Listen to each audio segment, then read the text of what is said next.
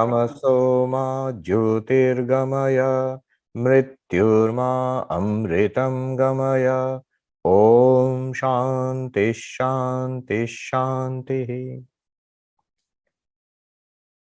I convey my namaskars to the respected principal, other respected members of the faculty, the president, convener, and other office holders of the Advaita Society. And namaskars to all the young students who have joined this program. I am delighted to be a part of this, and very happy and honored that you have invited me to interact with all of you. So what I will do is talk for a short while, maybe 30 to 40 minutes, about Advaita Vedanta and Swami Vivekananda's insights. I'll share a few insights on Advaita Vedanta from Swami Vivekananda, and then we will interact. We will discuss the questions which you are going to raise or you have started raising in the chat box. I'm so glad to know that you have started this Advaita Society, and this is the first dedicated spiritual society in entire Delhi University. I think it also must be unique across the universities in India and abroad. I'm sure and I'm hopeful and prayerful that this model will be copied by other universities and other colleges in the years to come. This really fulfills a great need among people, especially young people across the world, not just in India, but also here in the United States. You see, we must go back to the source where Swami Vivekananda started. What transformed Narendranath Datta, who was a college student like you, into Vivekananda? What transformed it? One will say that, oh, he got a guru like Ramakrishna Paramahamsa. But even before that, you see, he had this spiritual quest, which made him go around asking teachers and philosophers and thinkers, have you seen God? Not even whether God exists. Is it possible to experience God? So one must start with this spiritual quest. Who is a member of the Advaita Society? It is all of us who are spiritual seekers.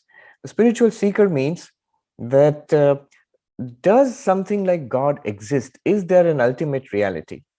And as Swami Vivekananda later said, if there is God, I must be able to see God. If I have an immortal soul, Atma, I must feel it, I must experience it. Religion is realization. It is not just believing in certain things, not giving your assent to certain doctrines, but religion is realization. It must become a living reality.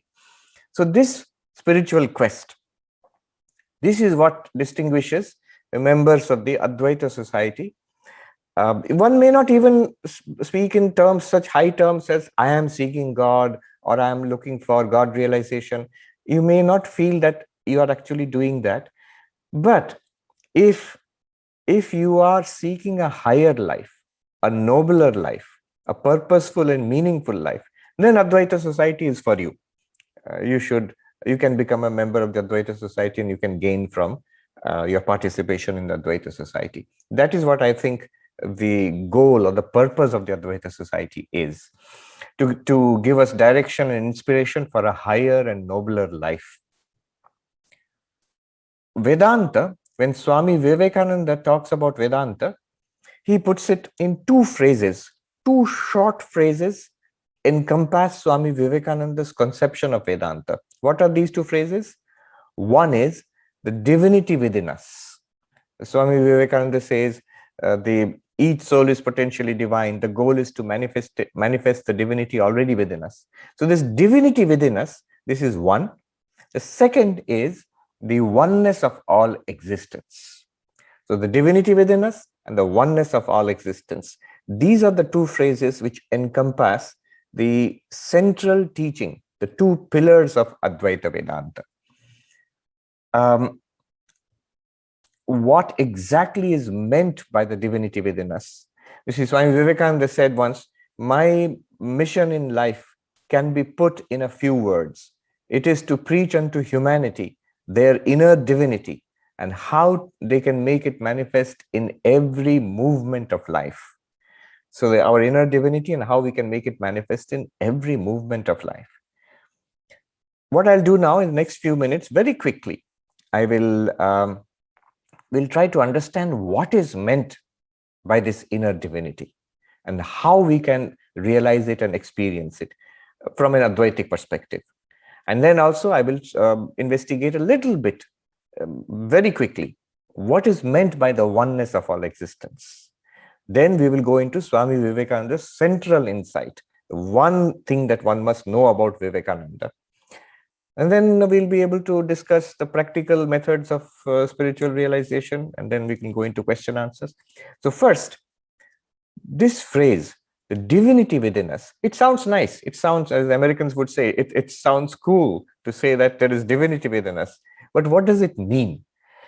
Swami Vivekananda was fond of quoting from the Upanishads. He would say, Vedaham Purusham Mahantam Aditya Varnam Tamasah Parastat Tameva Viditva Ati Mrityumeti Nanyah Pantha Vidyate Ayanaya. This is from the Upanishads. It says that I have realized that infinite reality, Aditya Varnam, blazing forth like the sun, Tamasah Parastat, beyond darkness, beyond suffering, beyond limitation, beyond sorrow.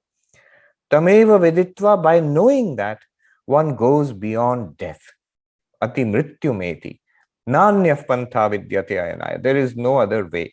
There is no other way which can take us finally beyond sorrow, suffering, and limitation. So this reality, highest spiritual reality, by realizing which we conquer death. This is what is meant by the divinity within us. You see, how is it that by realizing God, realizing Brahman, whatever you call it, how do I go beyond death? I understand if there is something called God and Brahman, it is beyond death, it is immortal. But by realizing something which is immortal, how will I go beyond death? It is because that immortal reality is my reality. It is not something outside me. It is not something separate from me. I am that. This teaching of Aham Brahmasmi, I am that reality. So to realize that is to realize the divinity within. What is meant by this divinity within? How do you realize it? In Advaita Vedanta, there are many, many methods. These methods are called prakriya. I have spoken about it on many occasions. You will find many of these videos are available on YouTube. Drigdrishya Viveka is there. The method of the 5 sheets, Panchakosha Viveka. All the whole Mandukya Upanishad, Mandukya Karika, I have given talks on that. These are, what are these? These are methods. These are not the core of Advaita Vedanta. These are methods for realization. These are, in Sanskrit, they are called prakriya, like algorithms. If you follow them, you will come to this realization. How does it work? Very quickly, 1 or 2 examples. For example, Drigdrishya Viveka, the method of the seer and the seen. See, all our experience, whatever we experience in life, it is in the form of subject and object. I am there and this is there. In Sanskrit, aham idam. I and this. This is the structure of all experience, whether you are spiritual, not spiritual, materialistic, whether you believe in religion and spirituality, you do not. Everybody experiences life in this way, subject and object. Now, the method of Drigdrishya Viveka starts there. It says that what is the nature of this subject, I, the experiencer? Notice that the subject and the object are always different. I am experiencing something with my eyes, I'm seeing. So the eyes and this notebook, I'm seeing this notebook is different from my eyes. Drashta and Drishya are always different. And in this way, as you investigate, objects of the world are different from the senses. But the senses are different from the mind which knows the senses. The mind is the seer of the senses. Mind must be different from the senses, the physical body. The mind itself must be different from the witness of the mind, because we experience our minds. It's an interesting fact. It's a common fact. When you look inside your mind, you experience thoughts, feelings, emotions, ideas. When you are happy, you know it. When you are unhappy, you know it. When you are able to remember something, you remember. When you feel that I cannot remember, you are aware of that too. So this awareness is constant. And into this awareness comes all thoughts, feelings, emotions, memories. So this awareness is the witness consciousness or the drashta. And this drashta is an extraordinary reality. Notice all problems are at the level of the world, at the level of the body, or the level of the mind. World is changing. Good and bad are there in the world, but not in the witness. The body is changing from childhood to middle age to old age to death. Body is changing. But that does not mean that the awareness is born or it becomes old or it becomes diseased or it dies. That drashta is not affected by the changes of the body. It is the witness of the changes of the body. The mind is changing all the time, but that drashta is not affected by the changes in the mind, ups and downs in the mind. Suppose I'm very depressed. But what does it mean to say I am depressed? There is the deep feeling of depression in the mind, and I am aware of that. I, the drashta, who am aware of the depression in the mind, this drashta, is the drashta depressed? No. It is the one which was aware of the happy mind. It is the same one which is now aware of the depressed mind. You, the drashta, you are not depressed. You are revealing the depression in the mind. When you understand and think in this way, an amazing thing happens. Even the depression in the mind also diminishes and disappears. So this witness consciousness is actually free of all the problems, all the worldly problems. This is the meaning of the divinity within us, this immortal, unchanging awareness, ever free of the worldly problems, ever free of bodily or mental problems. This is our real nature. So when I identify myself with that, I am the witness consciousness. Then I'm free. I transcend the sufferings, the limitations, the problems of body and mind. Bodily problems will continue. Nobody can avoid disease, old age, and death.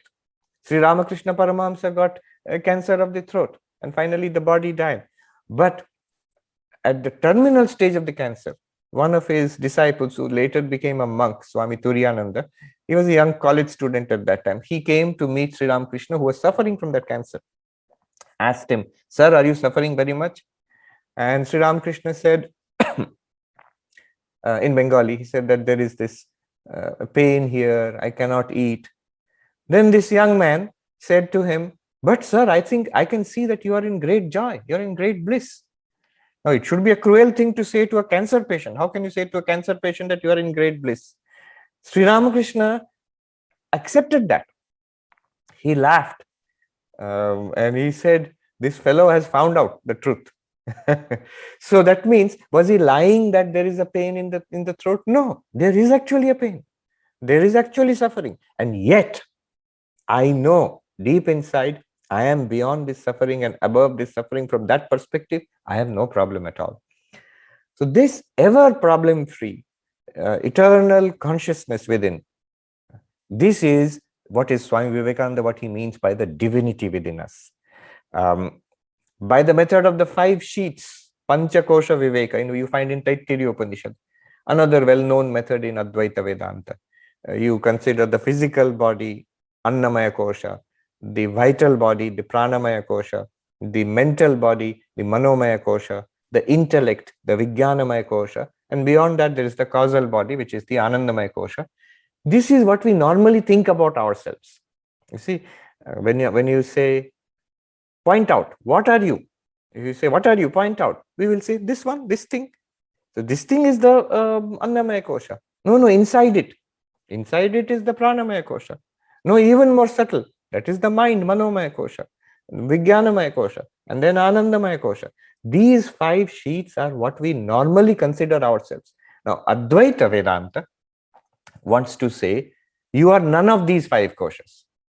These are material, physical, the gross material like the physical body, or subtle material entities like the subtle body. But you are none of them. You are that witness consciousness, which is a witness of these 5 sheets, which pervades these 5 sheets.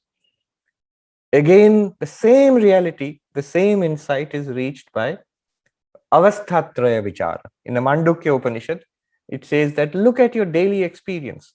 You are awake, you sleep and dream, then you go into deep sleep and you awake again. These three states come and go, and this is all that we know. Somebody asked here that no, what about when you are high? They here in New York they have legalized marijuana, so everywhere out there you will find they are smoking weed. So what state is that? That is one of the states within waking, dreaming, deep sleep. That is also experienced. That also comes and goes. So all of these states come and go. All of these states come and go. What Vedanta wants to say, the Mandukya Upanishad tells us, to what consciousness, to what awareness are these three states appearing? Waking, dreaming, deep sleep. That is called the fourth, the Turiya. That is nothing other than the same drashta.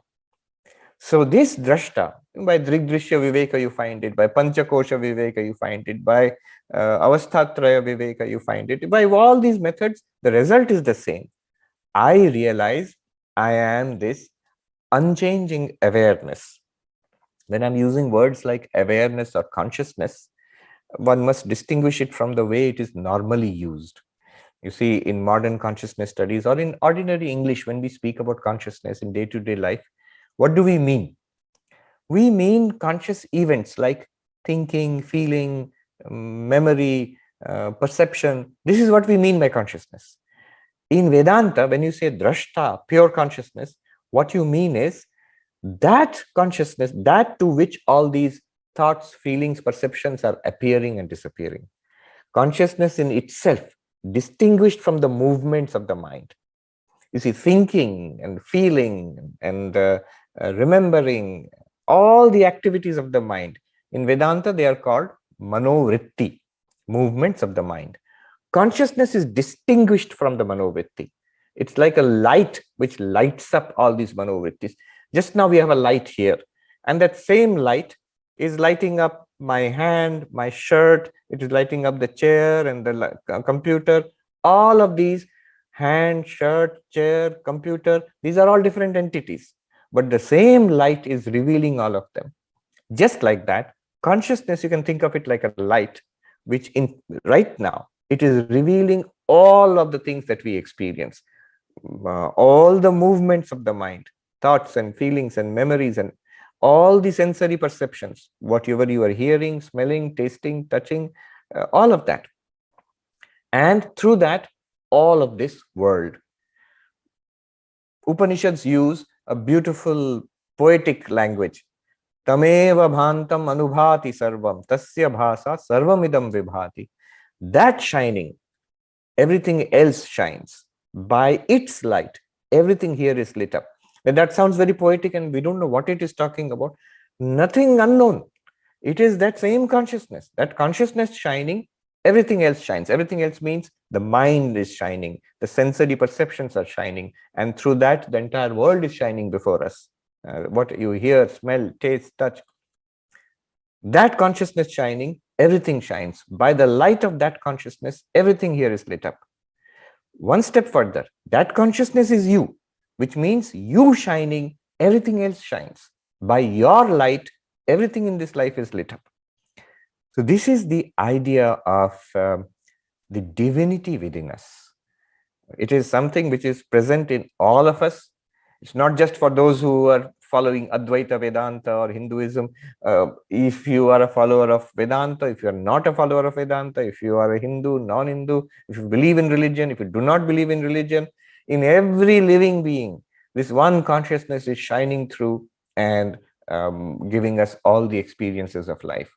This consciousness, this Chaitanya, this Chit, which is common to all of us, irrespective of our beliefs, that one which is present right now it is present. This is called the divinity within us. And Swami Vivekananda says the goal is to manifest this divinity within us. The goal of what? The goal of spirituality, the goal of human life is to manifest this divinity within us. Now, the language manifest is very interesting. Manifesting, it means it must be reflected in our life. It is not just enough to do Drigdrishya Viveka, Panchakosha Viveka, Avasthatraya Vichara and realize Aham Brahmasmi. That's good. That's the first step. At least we must understand that. But then more and more it must be reflected in our life. Reflected in our life means reflected in our thoughts, in our speech, and in our actions. I think when Swami Vivekananda says manifestation, he means both of these things. One is the realizing this and understanding it. That's one, understanding and realization. And the second thing is manifesting in life. As he says, how to manifest in every movement of life. In little more technical language, I came across this in a paper written on in Buddhist philosophy last year. So they're saying, what does this Buddha nature mean? So there are two things. One is enlightenment, bodhi. In Buddhism, bodhi, enlightenment. I realize that ultimate reality, whatever it is, they may call it shunyam, we call it purnam, but when you realize that is bodhi, that's one side, one meaning of enlightenment. But the second meaning of enlightenment is that the qualities of the Buddha must manifest in my life. The deep sympathy for everybody, the love for everybody, the selflessness, the fearlessness, the calmness and peace, all this must manifest. The benefits must flow. It's not enough to understand Advaita, but the benefit of Advaita must be experienced in my life, and through my life, all others around me must experience it. So technically, they use two words in that paper, the epistemological paradigm shift and the ethical manifestation model. So epistemological paradigm shift means the shift in my understanding. First, I thought, I am this body-mind. I used to feel that. After going through Advaita, now I realize I am the consciousness shining through this body-mind. I am Chaitanya. I am not this physical body of flesh and blood. I am not even a bundle of thoughts. Not bundle of flesh and blood, not bundle of thoughts. I am the witness consciousness. This is the paradigm shift. I have made a big shift in my understanding. But also, it must be accompanied by ethical manifestation. Am I more peaceful? Am I more calm? Am I able to absorb the shocks and blows and sufferings of life calmly without becoming upset? Do I manifest unselfishness in my life, selflessness in my life? Am I just connected? Am I just concerned about this little person? Or does my love and affection and sympathy flow out as service to humanity all around me? So this is called ethical manifestation. When Swami Vivekananda says manifestation of the divinity within us, I think he means both. The paradigm shift, that aham brahmasmi, I am not body, not mind. When Shankaracharya sings, mano buddhi hankara chittani naham, I am not the mind, not the ego, not the memory, not the intellect. Then what am I? Chidananda rupaha shivoham shivoham. I am of the nature of consciousness, of bliss. I am Shiva, I am Shiva. This is the paradigm shift. This is the shift in understanding, in realization, change in my identity. Then ethical manifestation. It should manifest as love and service and joy and peace in my own life. So this is the manifestation of the divinity within us. Now, one more. I had said two phrases: manifestation of the divinity within us and the oneness of all existence. See, the question might come to me, all right, I'm beginning to understand. I am not the body, I am not the mind, I am the witness consciousness, drashta, the panchakosha vilakshana atma, avasthatraya sakshi atma. I am that, I understand. But then this consciousness which I am, how many are there? There are so many people here. In this Zoom meeting, there are 89 people. So are there 89 consciousnesses? In the world, around 7 billion people are there. Are there 7 billion consciousnesses, or is it one consciousness? This is the question. So the answer in Vedanta, I will not go into the details. There are wonderful arguments to show. and to how to realize this. But the answer is no, it is one consciousness. It is not that there are many consciousnesses. When you say many consciousnesses, that is Sankhya philosophy. Advaita philosophy says all of those consciousnesses are actually one consciousness. In the Bhagavad-Gita, 13th chapter of Bhagavad-Gita, Sri Krishna says, Kshetragyam chapi mam vidhi sarva kshetreshu bharata. O Arjuna, in all these bodies, there is this consciousness that you see in all these bodies. There is only one, and I am that. I, Krishna, am actually the consciousness in all these bodies. Not only in Krishna body, but also in Arjuna body, also in the bodies of not only the Pandavas and the Pandava army, but also the criminals and the villains, the Kauravas, in those bodies and minds also. I am the same consciousness. In the horses and elephants here in the battlefield, same consciousness I am. Kshetragyam chapi mam vidhi sarva kshetreshu bharata. In all these fields, I am alone the knower of the field. And in fact, this is the conception of God in Advaita Vedanta. See, when you're talking about religion, spirituality, someone might ask, so what is God here? You're just talking about I, myself. But what is God? God is that one consciousness in all bodies and minds. So this one consciousness, now we have established consciousness is one reality. But even here, what about the non-conscious world? What about the physical world? Stones and mountains and stars and quarks and quasars. What about them?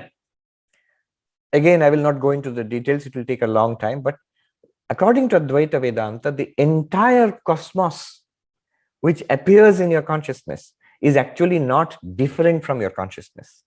It is consciousness alone which appears as the object of consciousness. Just like in a dream, all the people that you see, all the experiences that all the places that you see, the sky and the earth and the trees and the rocks, all of that you see in a dream, they're nothing other than the dreamer's mind. Your own mind is appearing in all these ways. Now, according to Advaita Vedanta, it is this consciousness alone, this one consciousness, which is appearing as its own objects. It is like God is appearing as the universe. Your ultimate reality, Brahman alone, is appearing as this universe. This universe is not different from consciousness, not different from Brahman, not a second reality apart. It's not that this universe is outside. Why do we feel it is outside? Because we are so identified with the body. From the perspective of the body, all this is outside, no doubt about it. There is something inside the skin, something outside that skin. Because we are so body-centric, we feel it is outside. But when you step back into the mind, you will see everything is a thought. You will say, no, Swamiji, how can everything be a thought? In your mind, there are some thoughts, but we are outside. But no, for me, at least from my perspective, you are also vrittis in my mind, because that's how I'm seeing you. Notice that whatever we experience, it's a very subtle point, but a beautiful point. Whatever we experience in the world first has to come into my mind, then only I experience it. See, this notebook, when I'm seeing the notebook with my eyes, what's happening? The light is falling on the notebook, then it is reflected to my eyes. In my eyes, only light is going. When I look around and I see people and notebook and trees and sky and rocks, it's not that notebook, people, trees and sky are going into my eyes. No, only one thing will go into the eyes, light. Now that light within a split second is transformed into tiny electrical impulses in my optic nerves. All of this is common physiology, no Vedanta is required here. And then those electrical impulses, they race to certain brain centers. There, somehow, no scientist till now knows how, that is converted into and presented as images in my mind. And then I say, I am seeing a notebook. Before that, you cannot see anything. So whatever you are seeing, whatever you are hearing, smelling, tasting, touching, whatever you're thinking, whatever you are remembering is mind only. And from there, one more step is consciousness only. So everything that we experience in the universe is nothing apart from consciousness, not a second reality apart from consciousness, Not second means not two. In Sanskrit, Advaita. Not two is Advaita. So then only is Advaita established. This is called the oneness of all existence.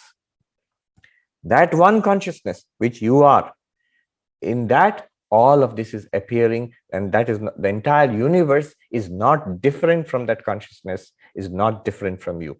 This is what we say in religious language when we say God is in all beings, and then in every being God dwells. What does it mean?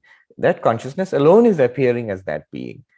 And when you say Aham Brahmasmi, I am Brahman, it means all those you experience around in the world, they are not apart from you.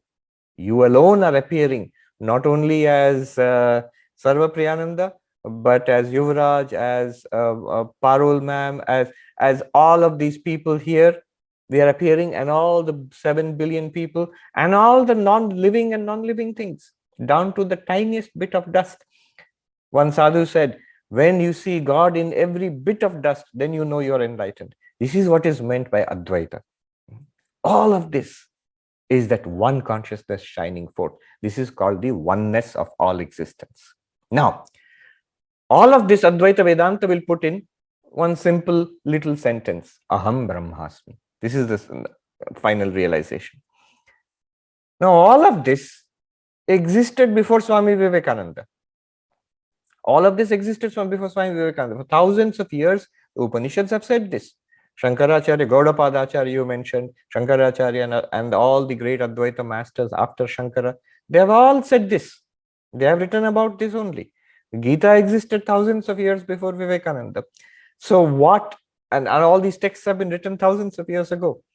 What is the special thing that Swami Vivekananda brings to this understanding of Advaita? So I cannot do any better than read out from Sister Nivedita. You know, the complete works of Swami Vivekananda, you must study this as a part of your activities in the Advaita Society. In that, in volume 1, Sister Nivedita has written a beautiful introduction, just 3 pages. But there she has given the essence of Vivekananda. And there she says, what is the distinguishing, the greatest central teaching of Vivekananda, by understanding which we can understand Vivekananda? She says this. I'll read it out to you. The many and the one are the same reality, perceived by the mind at different times in different attitudes. Basically, one and the many are the same reality. What is that? What does that mean? That one consciousness we are talking about, and this many, the entire world, the entire universe, they are one and the same reality. God and the universe are the same reality. Brahman and the entire Jagat are that same reality only. Then Sister Nivedita says, it is this which adds its crowning significance to our master's life. That means Vivekananda's life. For here he becomes the meeting point, not only of East and West, but also of past and future. If the many and the one be indeed the same reality, then it is not all modes of worship alone, but equally all modes of work, all modes of struggle, all modes of creation, which are paths of realization. No distinction henceforth between sacred and secular. To labor is to pray, to conquer is to renounce. Life is itself religion. To have and hold is as stern a trust as to quit and avoid. This is the realization which made Vivekananda the great preacher of karma, not as divorced from, but as expressing jnana and bhakti. To him, the workshop, the study, the farmyard, and the field are as true and fit places for the meeting of God with man as the cell of the monk or door of the temple. To him, there is no difference between service of man and worship of God. Beautiful. Between manliness and faith, between true righteousness and spirituality. All his words, this is important, all his words from one point of view can be read as a commentary upon this central conviction. Art, science, and religion, he said once, are but 3 different ways of expressing a single truth. But in order to understand this, we must have the theory of Advaita. So this is the central insight. Sister Nivedita says, if you want to understand anything in Vivekananda, this you must catch, that this one reality is expressing as this entire universe. From this follows everything that Vivekananda has said. Just a couple of comments more, and then we will take up question answers. Swami Vivekananda always insisted that you must have a high goal in mind. Look at Narendranath Datta, who became Vivekananda. He had one goal: how can I see God? And that's what took him to Sri Ramakrishna. If he did not have that goal, Sri Ramakrishna also would not have paid any attention to him. That because his goal was, I have to see God. So I have a very high goal in life. This must be true for all the members of the Advaita Society, all those who are here listening, that my goal in life must be a high and noble goal. If you can say my goal is spiritual realization, God realization, wonderful, nothing like it. Swami Vivekananda gave us a goal. That goal defines our, our purpose in life, our whatever we do in life, that's determined by the goal. So for us in Ramakrishna Mission, Swami Vivekananda gave us a goal. It's a wonderful philosophy of life. What is the goal? Atmano mokshartham jagat hitaya cha. For your own moksha and for the welfare of the world. I'll repeat. What is the goal of life? Your own moksha and the welfare of the world. Atmano mokshartham jagat hitaya cha. Now this is just not for monks. It is for everybody. If you think carefully, what will be the philosophy of my life? What's the best philosophy that I can have? You will ultimately come to this. I want enlightenment, and let my life be of great blessing to everybody in the world. This is you have to admit that this must be the highest thing we can think of. What can be the goal of my purpose of my life, goal of my life? Money? No. Fame? No. Even learning. You're in university. See, I say that in the last 3-4 years, I got this chance to live in 3 interesting places in USA. First, I was sent to our Vedanta Society in Southern California, that is Hollywood.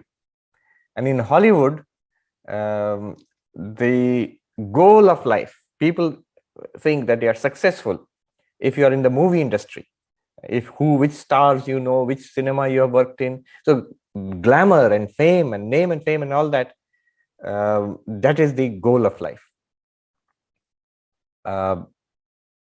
Then next, I lived here in New York, and this Wall Street is nearby. Here, the goal of life is money, how rich you can become.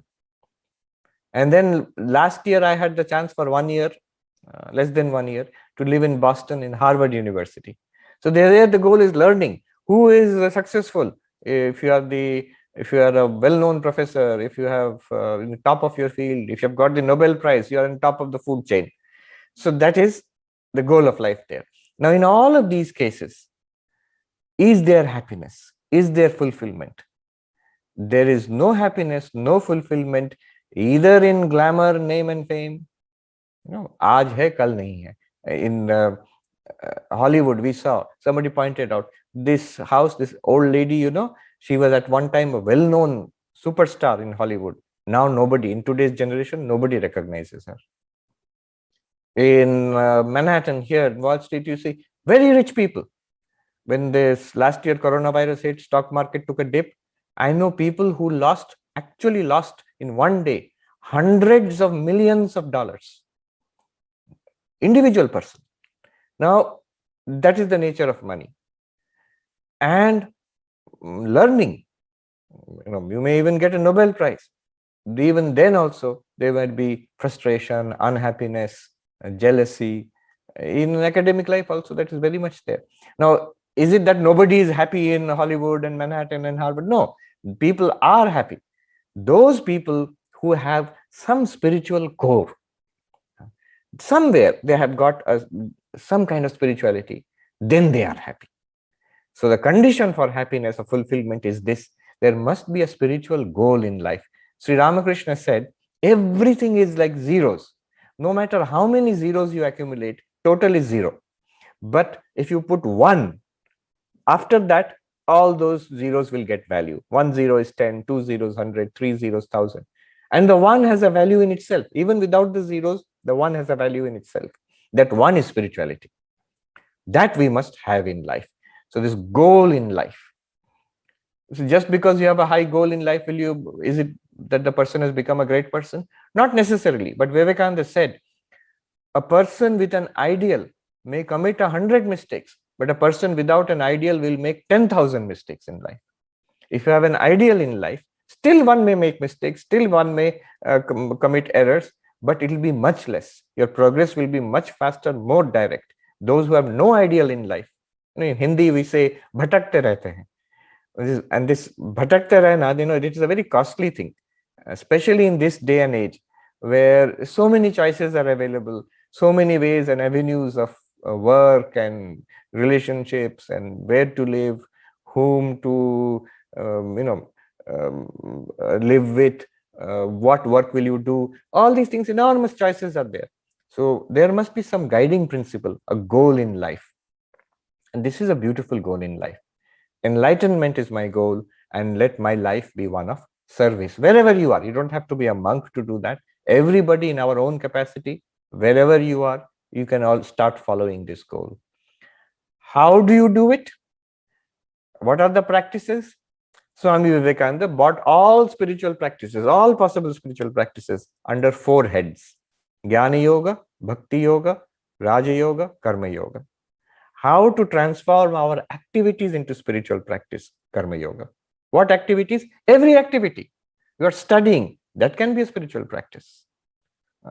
You are working in business and earning money, that also can be a spiritual practice. Just now we read, Nivedita said you should not distinguish between secular life and spiritual life. Everything can be spiritualized. Second, Bhakti Yoga. There must be some devotion, love and worship in our life. Whether to Rama or Krishna or Ramakrishna, Shiva or Kali or Durga, Allah or God, in some way, there must be some level of devotion, worship in our life, Bhakti Yoga. Third, meditation, the practice of meditation, of focus. Swami Vivekananda gave a lot of emphasis on the power of concentration. So anything you want to achieve in life, in studies, in business, in social work, in spiritual life, everywhere, one power you have got, power of concentration.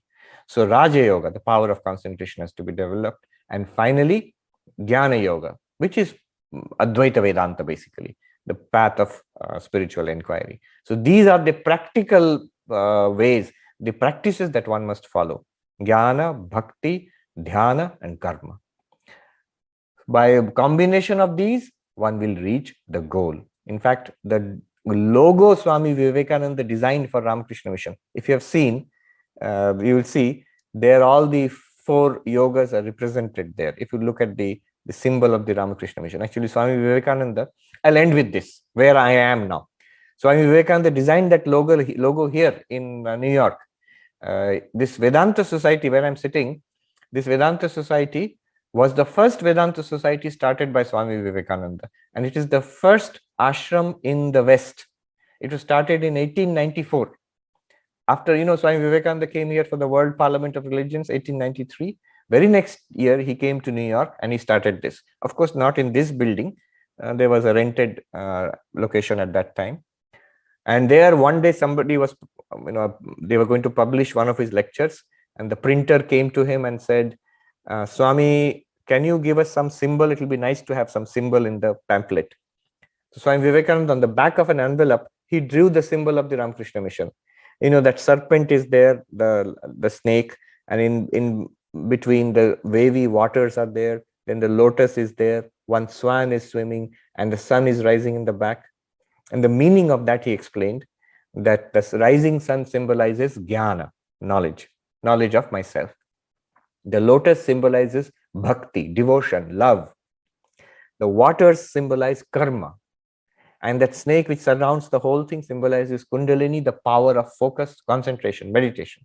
By a combination of this, jnana, bhakti, dhyana, and karma, that swan in the middle, which is swimming, that symbolizes the Atman, Brahman. So the Paramatman, Atman or Brahman is realized by a combination of knowledge, devotion, love, and meditation. So I think I will end there, and I've also run out of my time. I'm sure there'll be a lot of questions which we can discuss. Thank you so much. Thank you so much, Swamiji, for guiding us with your words.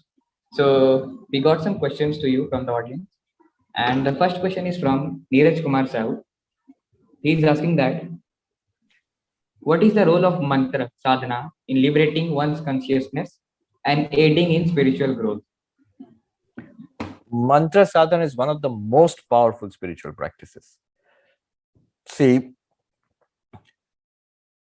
in a very simple way, it has multiple benefits, but one simple benefit, let me tell you, how it focuses our mind. What is the normal way in which we think? One thought leads to another. See, the normal way in which we think is jumping from one thought to another, from one thought to another by the law of association. It's like a monkey climbs a tree, and then having climbed a tree, from one branch of the tree, it goes to another tree, from there to another tree, from there to another tree. It does not climb down the same tree. Similarly, our thought, it goes from one thing to another and keeps jumping, a scattered kind of thinking.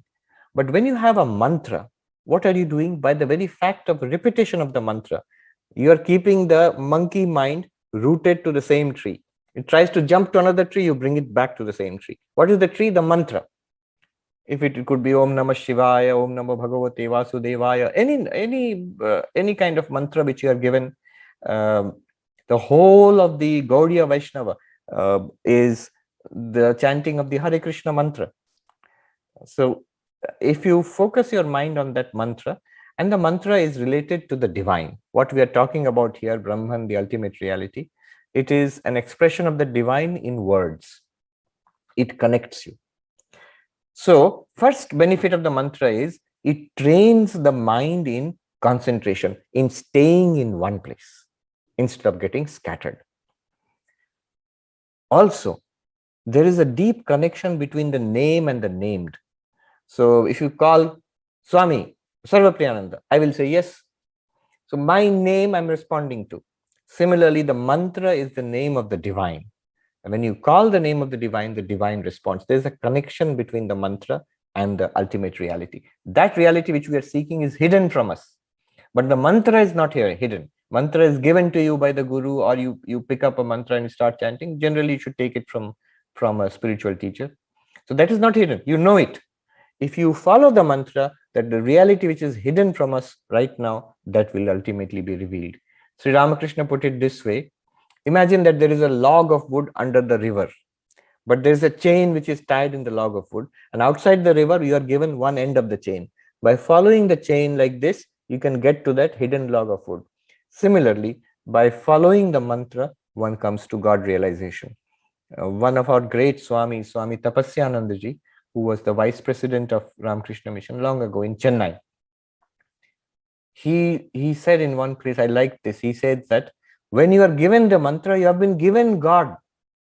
God has been given to you in a seed form. You don't know it yet, but by the cultivation of the mantra, one can reach God realization. So one of the most powerful forms of spiritual practice is the repetition of a mantra. Literally, the word mantra, mananat trayate, by repeating it, by thinking about it, by repeating it in your mind, trayate means saves you. That which saves you by repetition, by keeping it in your mind.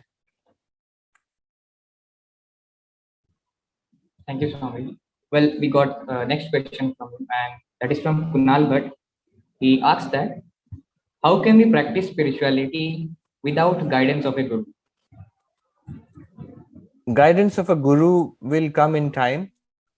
They say that don't worry about the guru, worry about the disciples. Disciple means I am the disciple, I am the Shishya. So let me get the qualifications of the disciple. Let me try to become a more fit disciple. Guru will come in his own time. Now, until that time, one can always follow these four. That is the Karma Yoga, Bhakti Yoga, Raja Yoga, and Jnana Yoga. The books of Swami Vivekananda, there you are in the Advaita society. Make it a regular practice. If you can meet, especially when the pandemic is over, if you can meet and study, whether nowadays you can study online also. So that practice itself will give you how to practice spirituality in daily life. There will be a component of service, there will be a component of meditation, component of devotion, and a component of study, jnana, bhakti, karma, and dhyana. You can start this even before you get a guru.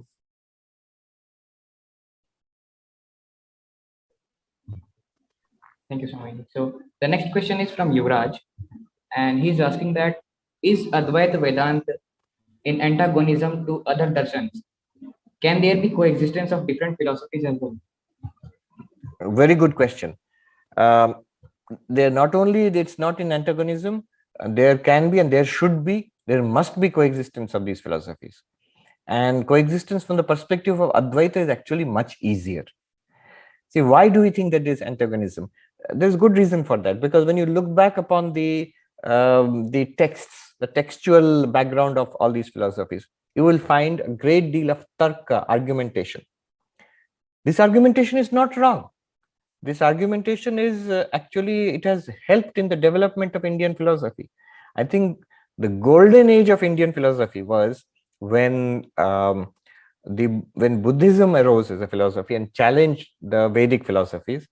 And so it led to nearly 1,000 years of debate between Vada is debate between the Buddhistic schools and the Astic schools, between Buddhism on one side, Nyaya, Vaisheshika, Sankhya, Yoga, Mimamsa, Purva and Uttara Mimamsa on the other side. Between the Astika and Nastika schools, there were these debates. And over 800 to 1,000 years, until Buddhism finally disappeared from India, there was continuous development of Indian philosophy from both sides. So this debate, this criticism, this continuous discussion is very good. It develops. Another period in which Indian philosophy developed was post-Buddhism, when Advaita Vedanta was attacked by non-Advaita philosophies. That means Dvaita Vedanta, mostly Vishishtadvaita Vedanta and Dvaita Vedanta. Ramanujacharya, Sri Ramanujacharya, the great teacher of Vishishtadvaita Vedanta, he launched an attack on Advaita Vedanta. His famous Saptavidha Anupapatti, in the sevenfold inconsistencies in the Advaita theory of Maya. He had so very sharp, very philosophical, very sophisticated attack.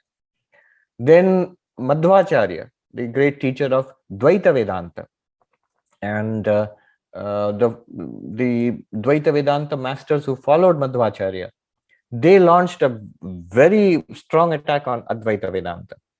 But the result of that is the development of Advaita Vedanta. When all these questions were answered by Advaita philosophers, post-Shankara Advaita philosophers, then it's only that Advaita Vedanta developed further. I have a book here, The Seven Great Untenables. The seven great questions which were asked, attacks made by Ramanujacharya, and the answers given by the Advaita Acharyas after that for hundreds of years. You put them together, if you read it, what happens? Your understanding of Advaita becomes deeper only. So this mutual criticism is not bad, but this criticism must be at a high level and a sophisticated level. See, one thing you see in the traditional scholars, Advaita scholar, Vishishtadvaita scholar, Dvaita scholar, they are not engaging in cheap fighting.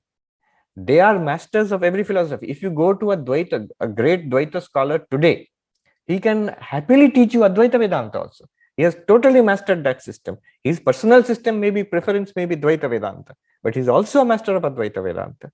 An Advaita Vedanta Pandit can happily teach you Vishishtadvaita and Dvaita Vedanta. So they all know these systems, and it led to the mutual development of these systems. It's very good. They learned from each other and they developed their own systems. Swami Vivekananda, I quoted from Sister Nivedita. See, what did Swami Vivekananda add? One thing she writes. This is direct answer to Yuvraj's question. Swami Vivekananda, who, while proclaiming the sovereignty of the Advaita philosophy, for him the Advaita was closest to his heart, while proclaiming the sovereignty of the Advaita philosophy as including that experience in which all is one without a second, also added to Hinduism the doctrine that Dvaita, Vishishtadvaita and Advaita are but three phases or stages in a single development, of which the last named constitutes the goal. So they are all development of the same Vedic insight coming from the Upanishads. They're all based on the Upanishads. They're all Upanishadic philosophies. Now, we as Advaitins, there is Advaita society, so I can say it openly. We as Advaitins, we will consider Advaita to be the final development, to be superior. Now, a Vishishta Advaitin and Advaitin may not accept this. We certainly will not accept this. But that does not mean that there has to be, they are mutually antagonistic. They share certain common fundamental features. So, one interesting thing is Sri Ramakrishna, he loved this story. So once Rama asks Hanuman, what do you think of me? And Hanuman says, Deha buddhya dasoham, jiva buddhya twadangshaka, atma buddhya tvamevaham iti me nishchitamati. Who are you, Sri Ramchandra? From the perspective of the body, I am Hanuman, you are Ramachandra. You are the master, I am your servant. Dasoham. Jiva buddhya twadangshaka. As this jivatma, you are the total, Purna. I am your part. Amsha-amshi relationship. First, the dasa relationship. I am the servant, you are the master. Second, more deeper, is amsha-amshi. You are the whole, I am a part. You are the sun, I am a ray of the sun. You are the bonfire, I am a spark of that fire. And then finally, Atma Buddhya, from the perspective of Atman, of consciousness, which we are talking about now. You and I are one. Tvamevaham. Same Hanuman is saying to Ramchandra, you and I are one. This is one consciousness only. And this is my conviction. Iti me nishchitamati. Notice, you are the master, I am the servant. Advaita Vedanta. You are the whole, I am your part. Vishishta Advaita Vedanta. You and I are one reality. Advaita Vedanta. Which one is correct? Hanuman says all three are correct. Iti me nishchitamati. This is my conviction. Thank you, Swami. Well, the next question is from Chandan Kumar, and उन्होंने ये पूछा है, क्या संन्यास लेने का कोई उम्र है? शायद शादी के बाद बच्चों को सही रास्ता दिखाने के बाद क्या दुनिया के दुखों से अपनी जिम्मेवारी से क्या जिम्मेवारी से भागना ही संन्यास है? So there is no particular age for taking sannyasa. In organizations, so for example, I am part of the Ramakrishna Mission. So an organization will have its own rules. So in our organization, to join the Ramakrishna Mission as a monk, there is an upper limit of 30. So that also if you are like a postgraduate. If not, the upper limit will be like 26, I think. I don't know the exact age cutoff right now. So there is a age cutoff. So organizations can have their own rules, but the traditional idea of sannyasa in Hinduism is that it is open to all. Men and women and everybody at any age, they can take sannyasa. You can take sannyasa from the age of brahmachari, that means a student. You can take sannyasa from the stage of garhastha, like a householder, married life. From there, you can become a sannyasi. One can take sannyasa from a vanaprastha, from the retired life afterwards, the forest dweller. In the 4 stages of life, brahmachari, grihastha, vanaprastha, sannyasi. So when can you become sannyasi? After you have completed all the duties, just like the questionnaire asked, you have completed all the duties of life, children have grown up, all that is over with.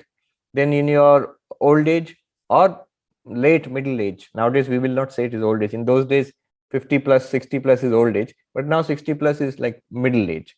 So there you can take sannyasa, or from householder life itself, or from brahmachari, from student life itself, one can take sannyasa. What is the condition? Yadahar eva virajet tadahar eva prabrajet. The day you get vairagya, that I do not want any other thing in life, and the conditions are suitable for you, of course. Not that you have responsibilities and you're running away from responsibility. If you run away, you cannot become sannyasi. You're going into a larger life, not into a smaller life. You are accepting everything, not that you're rejecting everything. So one can become a monk from any stage of life, traditionally speaking. For organization, there will be a cutoff. Is it avoiding responsibilities? No. If one tries to avoid, then monastic life will become very difficult. Monastic life is not easier than her householder life, samsari life. It is actually more difficult. So it's a specialized life.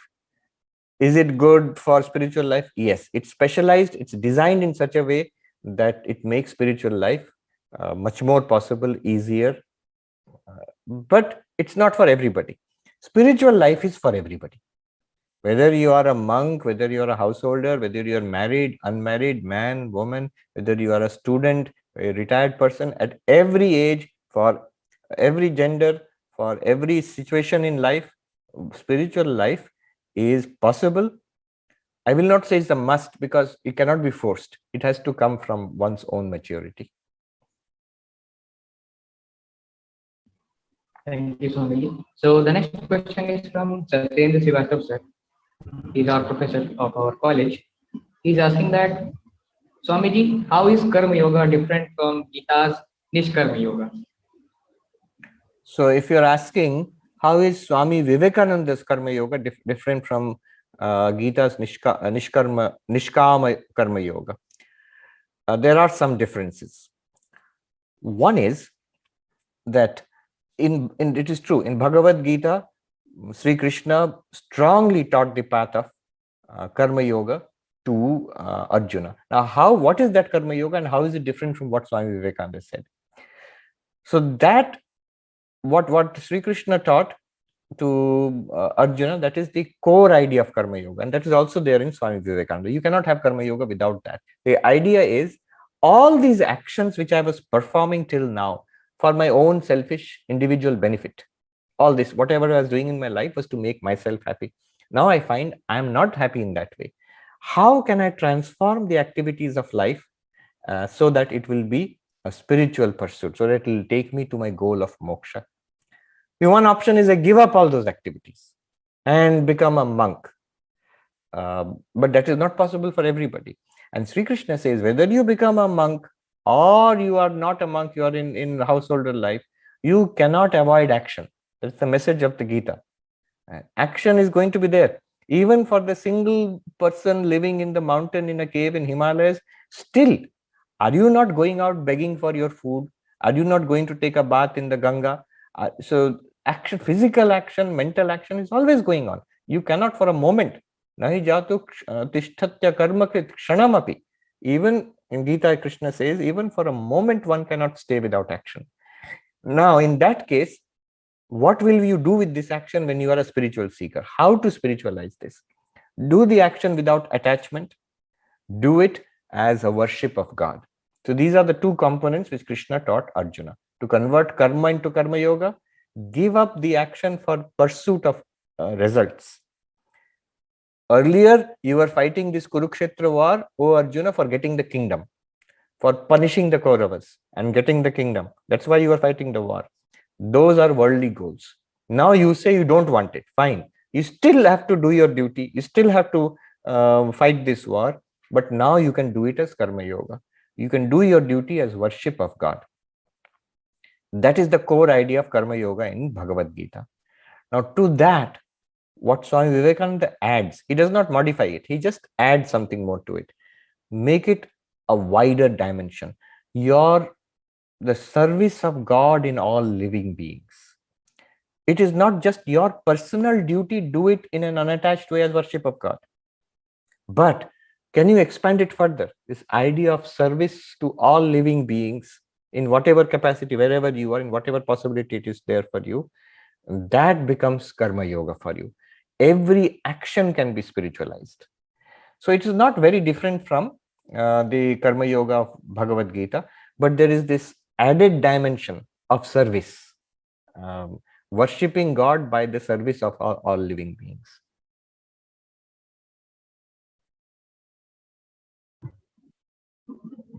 Well, thank you, Swamiji.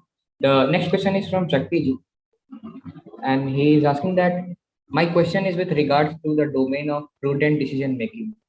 Should one opt for risky or challenging life choices that lead to highly satisfying outcomes? Or should one be pragmatic and go for supposedly secure, conventional oriented pathways? You know what is the easiest way to make decisions? If you have a goal in life, a purpose in life, it's easy to make decisions. right? So if your goal is to make money, to become very rich, then you will evaluate all the decisions from that perspective. What are the opportunities for money making if I live in that city and not this city? What are the opportunities for money making if I get married and have kids, or if I do not get married and enter family life? What are the opportunities for money making in this company and not that company? See, what all decisions you can easily take, because your goal is very clear, that what will get me maximum money. Similarly, if my goal is enlightenment, spiritual realization, moksha, this highest goal, Atmano mokshartham jagat hitaya cha, for one's own moksha and for the welfare of humanity, then you can take decisions. Will that be a conservative decision, pragmatic decision? Might be. Suppose you are given an organization to run. The whole point of running that organization is the service of people around you. Then you will try to be pragmatic and protect that organization, so that at least that organization is not ruined. You don't enter into, you will not go and play the stock market with it. You will collect the funds and keep it in such a way that enough is there for running the organization and serving the local people. On the other hand, same goal, that Atmano mokshatam jagat hitaya cha. There is, people are suffering. You are seeing in front of you what to do. You jump ahead and start serving. Desperate, risky venture. You don't know where the money will come from. You don't know what you will do tomorrow. But people are suffering. I must be there to help them. Let me give an example. If you Google, you will find Vinayak Lohani Parivar. There is one Parivar Samsthan in Calcutta. So this young man, Vinayak, he was a graduate of IIT, and then he was in IIM Calcutta. And he was thinking what to do with his life, and he started this this organization for taking care of children, mostly orphan children. So, and it's become very successful. If you look at that now, thousands of children are there in that organization, Parivar Samstha. So one day I was in a youth gathering with him, and one student asked him the question that how did you come to this idea that you have to take care of orphan children? And his answer was beautiful. His answer was, it's not an idea, it starts with a feeling. That idea that I have to make this organization, it will run in this way, all those things came later. I saw that children were there on the streets and suffering. I must go and take care of them. So this young man, instead of going into a job with a multinational company like all of his friends, he goes there. What does he do? He picks up 3 children from the street. He rents an apartment and he starts taking care of the children. So I asked him, how did you get money? They were tuition karta tha. Yeah, with the IIT, IIM background, the people used to flock to him. So whatever money he earned, he would use it for taking care of children. I said, that was all right with 3 children. At that time, when I was talking to him, at that time, there are 500 kids. How do you take care of 500 kids? Tuition se to nahi chalega. You can't earn so much money. He said, now I don't do anything. He's a staunch follower of Vivekananda. He says, I think it is Vivekananda's work and Swamiji's work. I've started it. Money will come, and money does come. Now the organization is huge. I think thousands of kids. Now they are doing a lot of work in Madhya Pradesh now, in rural areas of Madhya Pradesh. But what I mean is, he took the risk. Once a group of young men had come to meet me in India, that we are going to start an NGO for taking care of people, but so many problems are there. Registration problem is there, local politicians problem is there, funding problem is there, all these problems are there. I said, have you started to do anything? They said, not yet. Once we get everything ready, then we will start. And then I gave the example of this Vinayak Lohani. See, he did not wait for all the organization to be made and then only I will start the work. Building has to be made, money has to be collected, volunteers have to be there, then only I will start. No. What did he do? He took that risk and he jumped ahead. He got the kids and he started serving them, taking care of them. Everything else started coming afterwards. But it was a risky decision. So my answer to you is, risky decision, pragmatic decision, it will depend on the situation. Main thing is, what is the goal in life? Have a high goal in life. Thank you, Swami. Well, the next question is from Dorji, and he asks that The core concept of Buddhism is anatma, whereas Hinduism believes in atma. On careful introspection, one cannot find any atma anywhere. Please guide, where is this atma you talk about? How do you say Right, that shunyata and purna can both lead to same level of enlightenment? right, right. So this is the major difference between the Buddhist schools, and Buddhism is not one school, multiple schools are there. Primarily four schools: Sautrantika, Vaibhashika, Yogachara, Vijnanavada, and Shunyavada, Madhyamaka. Now, between these and the Hindu schools, Nyaya, Vaisheshika, Sankhya, Yoga, Purva Mimamsa, and Vedanta, all of them speak about permanent Atma. Body is there, mind is there, and beyond that, there is something called Atma. And also permanent, eternal God, Ishvara. And the Buddhists attacked these concepts. Their idea was, or their attack was, where is this Atma? Upon examination, as you said, the questionnaire said, you find body is obvious. Look inside in your mind, you will find thoughts and feelings are obvious. Apart from this, where is this Atma? And this was the attack. And then also the point was that you need not go into the Atma concept. This is useless. Just by the examination of the ever-changing nature of the body and mind, you will realize that there is no permanent self to be freed, and that itself is nirvana. You are freed from that limited self. So now, from the dualistic conception of Atma, what is the dualistic conception? In Nyaya, you will get it. In Sankhya, you will get it. The dualistic conception of Atma is, apart from the body and mind, there is a separate reality called Atma. There is world, there is body, there is mind, and Atma. And this is exactly the opposite of the Buddhist conception. That apart from this ever-changing world, there is no other separate thing called Atma. And that's why there was this big clash. But from Advaitic perspective, the clash is not so clear. See, is Advaita opposed to the Buddhistic insight? No. When Advaita says there is Atma or Brahman, what is this Atma or Brahman? It is the real nature of this very world, this ever-changing world which you are seeing. This, when properly understood, is nothing but Brahman, Atman, what we are talking about. It is like rope and snake. You know, the classic Advaitic example. The rope is mistaken to be the snake. We think it's a snake, but upon investigation, we say it's a rope. We find it that it is a rope. Now, it is not that there is a rope apart from the snake or a snake apart from the rope. It's not that there are two things. One snake and under that one rope is hiding. Not like that. That thing which you thought was a snake is actually nothing but a rope.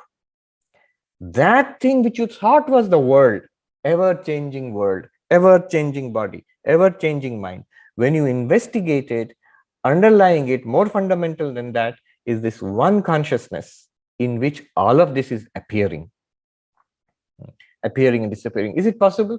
Yes, it is possible. Let me give you two examples. One is the movie example. In the movie, suppose one says, the reality is that, in the movie you say that, no, there are this hero and the car and the road and the villain and the fighting is going on, car chase is going on, beautiful scenery is there. Apart from this, what else is there? That's the Buddhistic perspective.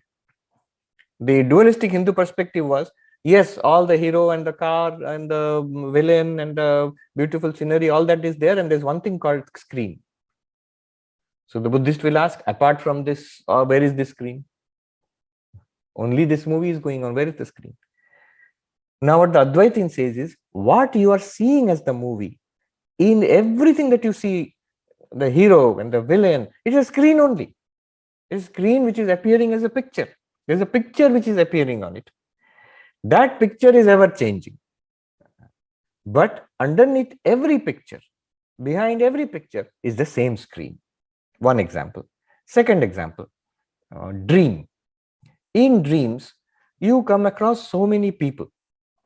You go to different locations. You eat food. All of this is going on. You're having a cup of coffee. You meet your friend. And there is the nice scenery, all of that.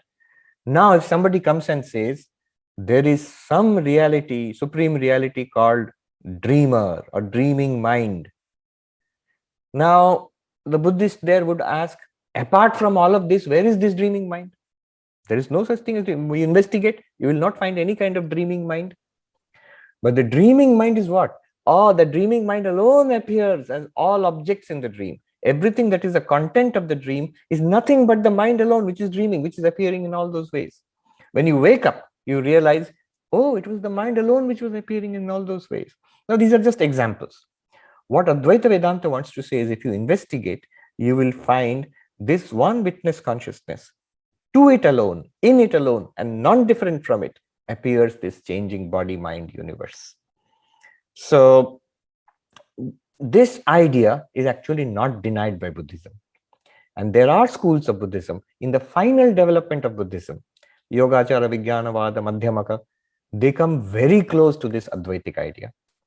In fact, in Tibetan Buddhism, for example, you find indirectly, they will never directly say that it is an infinite consciousness, but they say Buddha nature. They will use words like the clear light of the void. The void is shunyata, the clear light of the void. What is clear light of the void? From an Advaitic perspective, you are talking about Chaitanya only, consciousness only. But consciousness, for example, immediately if you say this to a Buddhist, the Buddhist will say, we have denied consciousness. Panchaskandha, the 5 pillars of the human personality. Among them, there is Vijnana Skandha, which is the pillar of consciousness. But that Vijnana Skandha and the consciousness which Advaita is speaking about are not the same thing. That Vijnana Skandha is the series of vrittis of the mind. Thoughts, feelings, emotions coming and going. Yes, that is not the Atma. It is the continuous flow of thoughts and feelings. It's a stream of thoughts and feelings and perceptions. Advaita is not saying that that is consciousness, though that is Vijnana. The witness of that is this consciousness we are talking about. The great philosopher David Hume, he says, when I look inside, searching for a self, I do not find anything like a self.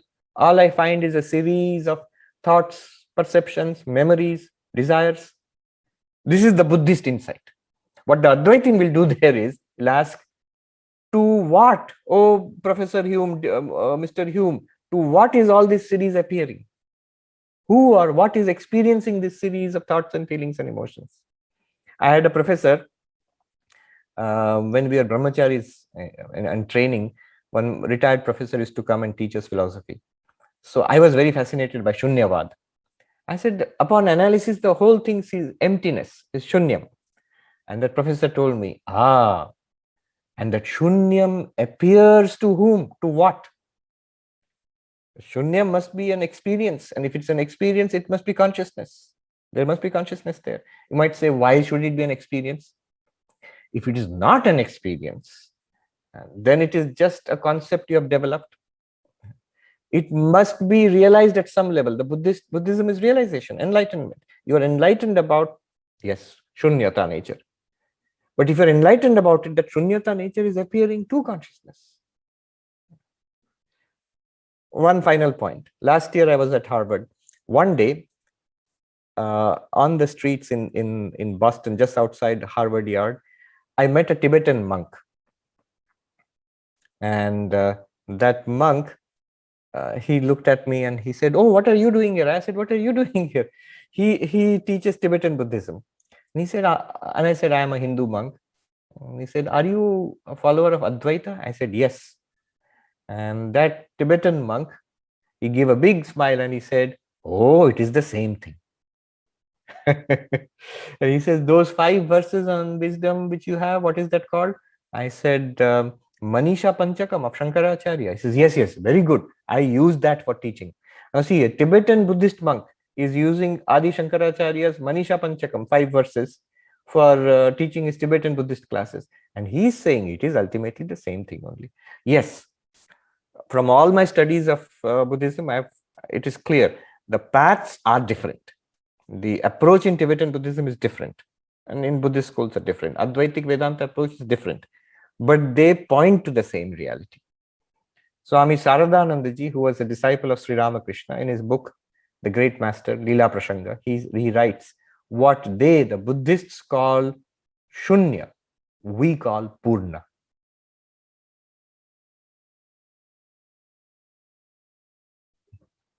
Thank you, Swamiji. Well, there is this last question from Blessy Chawla, and the question is how to find purpose in life and how to maintain faith in God in every situation. How to find purpose in life? Find out what you want. You say, I want many things. Among all the things that you want, it should be your own want. Among all the things that you want, what is the highest or noblest?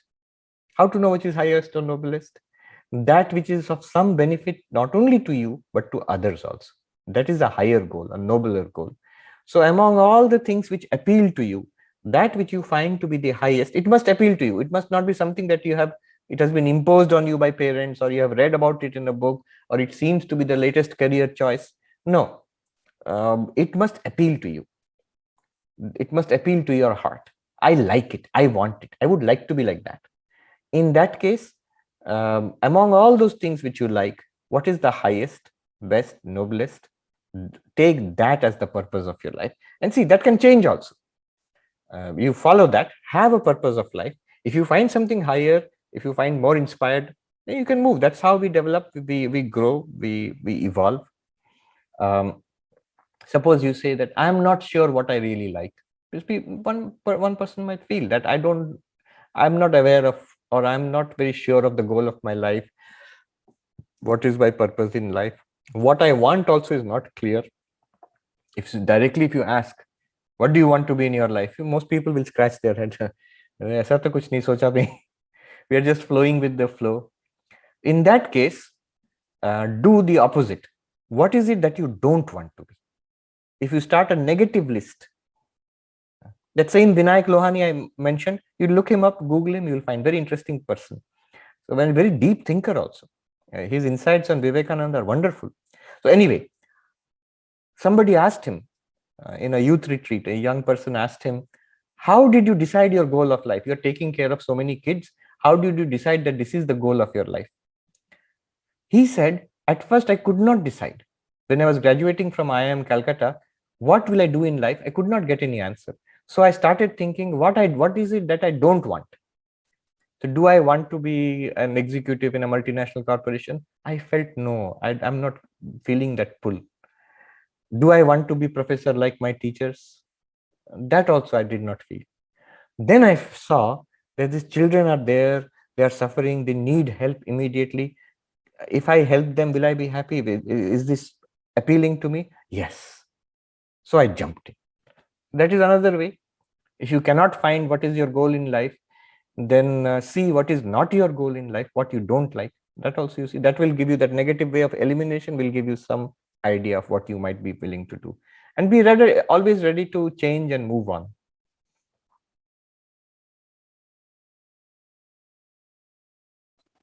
And Swamiji, the next question in follow-up was that how to maintain faith in God in every situation?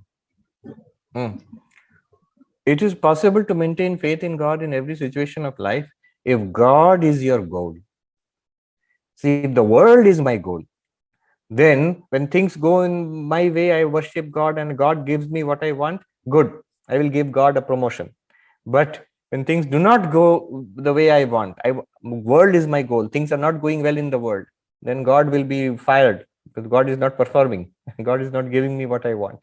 But if God is my goal, God realization is my goal, whatever happens in life, if good things happen, good.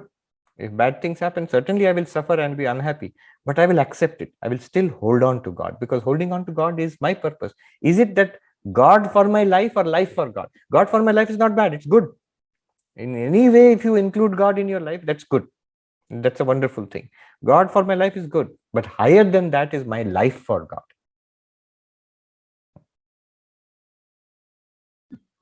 Thank you so much, Swamiji. So, well, there is one personal question from my side. You cited the reference of Sister Nivedita. So, please tell us what was the source of that particular thing. Yes. So, this is Complete Works of Swami Vivekananda, Volume 1. In the very beginning, you will find Introduction by Sister Nivedita. Everybody here must read it. Read Vivekananda, but first of all, read the introduction given by Sister Nivedita. Only 3 pages. What is Vivekananda? What is his contribution? What is the central teaching of Vedanta given by Swami Vivekananda? In 3 pages only she has given. And also, Swamiji, on behalf of this society, Advaita, I request you to kindly suggest us some books that we can read and as a youth to attain spiritual consciousness. Read Vivekananda. That is my suggestion. If you want a detailed reading list for spiritual life, I can share. I've got Yuvraj's email ID, I think. Yes, Actually, yes. I have prepared a list of books. Many people ask me. So it will be relevant to you because you are all part of the Advaita Society. I will share that with Yuvraj, and Yuvraj can send it to people who are interested. Well, thank you so much, Swamiji. And also, we thank the audience for participating actively in today's discussion. So, before coming to the end of the session, I would like to call upon the Vice President of the Society, Gaurav, to propose a vote of thanks. Over to you, Gaurav. धन्यवाद मानिक जी। नमस्कार सभी को। मैं आशा करता हूं कि अद्वैत द्वारा आयोजित इस वेबिनार में उपस्थित सभी श्रोतागणों ने न सिर्फ स्वामी जी के उपदेशों को सुना होगा, अपितु उन्हें अपने जीवन पे अपनाएंगे भी। तभी जाके ये वेबिनार सही मायने में सफल होगा। हम सभी स्वामी सर्वप्रियानंद जी के प्रति कृतज्ञता व्यक्त करते हैं, जिन्होंने अद्वैत वेदांत का सूक्ष्म दर्शन इतने सहज एवं सरल रूप में हम सबको समझाया। मैं आभार व्यक्त करना चाहूंगा हमारी प्रधानाचार्य रामा जी का, जिनके मार्गदर्शन में यह कार्यक्रम सफलतापूर्वक आयोजित हो सका। मैं धन्यवाद देना चाहूंगा हमारी सहयोजक डॉक्टर पारुल पंत जी का, जिनके अथक परिश्रम एवं सहयोग से कार्यक्रम संपूर्ण हुआ। इसके साथ ही मैं आभारी हूँ सभी वंदनीय एवं गणमान्य शिक्षकों का, जिनका सानिध्य हमें आज प्राप्त हुआ। हम अपने digital media partner it's happen only in Kota का भी आभार व्यक्त करते हैं। हम शुक्रिया अदा करना चाहेंगे आप सभी श्रोतागणों का, जिन्होंने इस सत्र में आकर अपनी उपस्थिति दर्ज कराई। अंत में मैं धन्यवाद देना चाहूंगा अद्वैत सोसाइटी के सभी सदस्यों का, जिनके परिश्रम एवं पुरुषार्थ से इस कार्यक्रम का इतिश्री हुई। धन्यवाद मानिक जी, ओवर टू यू। अब मैं उमाकांत जी से निवेदन करूंगा कि वे शांति पाठ करें, जिसके पश्चात हम इस सत्र का शुभ समापन कर सकते हैं।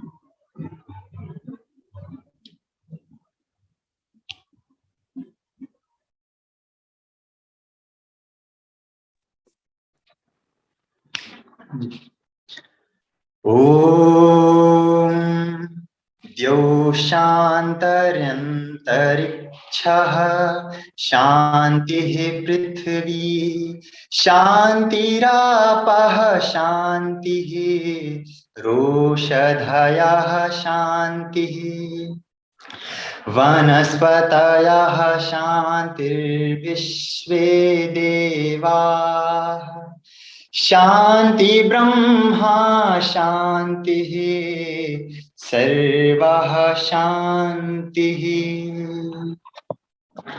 शान्तिरेव शान्तिः सामा शान्तिरेधि ॐ शान्तिः शान्तिः शान्तिः।